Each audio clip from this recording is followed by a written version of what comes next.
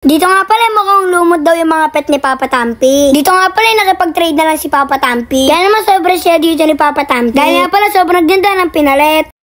Dito nga pala nilabas si Papa Tampi si Tampilo. Para nga pala ipakita sa inyo. Dahil nga pala gusto palitan ni Papa Tampi ng MTV. Baka nga pala meron kayo dyang available. Makikipag-shop nga pala kay Papa Tampi. Siyempre wala na nga palang ad. Pakita nyo lang sa comment section. Dapat malapit lang din. Dito nga pala ang issue nito yung mga gasgas. Yung gasgas nga pala ay sobrang laki. Dito nga pala i-PM nyo lang si Papa Tampi. Dito nga pala nag-grow garden na siya. Dito nga pala meron si Papa Tampi. Kaya naman binuksan niya nga pala ito. Subalit nga pala bokya na naman ang nakuha ni Papa Tampi. Dito nga pala sobrang malas talaga ni Papa Tampi. Sana nga pala mga Kadon David, swertein siya sa mga bagay. Kahit nga pala magkaroon lang si Papa Tampi ng Dragonfly. Tapos nga pala kukuhanin naman ni Tampo. Pero nga pala okay na yun. Dito nga pala magkakrap si Papa Tampi ng Perinet. Bali nga pala ito ang kailangan. Para nga pala itong leeg. Dito nga pala okay na. Dito nga pala magsisimula na si Papa Tampi manguli ng Fairy. Dahil nga pala mga Kadon David, malapit na mag 100 level si Papa Tampi. Dahil nga pala sa kakahuli niya ng Fairy. Dito nga pala habang nanguli si Papa Tampi ng Fairy. Dito nga pala meron siya nakitang bagong tindahan. Kaya naman pinuntahan niya nga pala ito.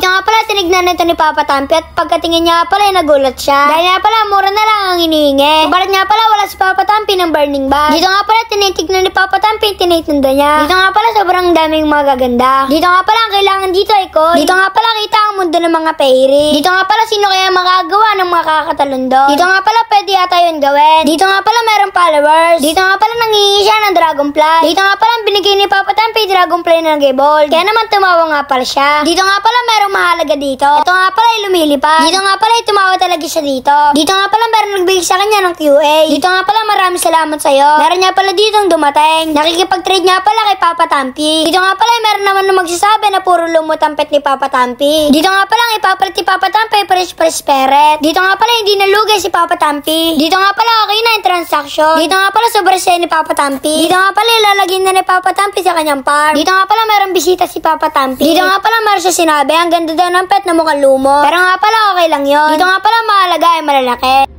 Daniel! Naglalaro ako ah! Naglalaro ako. Ayaw ko nga. Balik mo, bak mo, bak. Ayaw. Bak mo. Ayaw ko nga. Naglalaro ako eh. Kilit ay rabbit chicken. Ayan guys, so ginamit yung aking karakter. Ito, aspat. Wala na. Ito, aspat ka. Hindi na. Ayaw. Tampi, penge Dragonfly. Wala akong Dragonfly.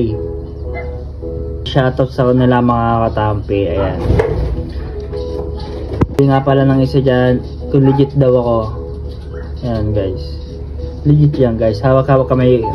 Hawak kamay. O, shoutout kay mama dyan. O, ano pangalan ng mama mo? Ayan guys. Ang aking mga pet. Kay lalaki. Pero kulay lumot daw. Bah, may nag-iisang prutas nga dito eh, oh. Mukha doon lumot. Mukha ba lumot, guys? Hindi naman.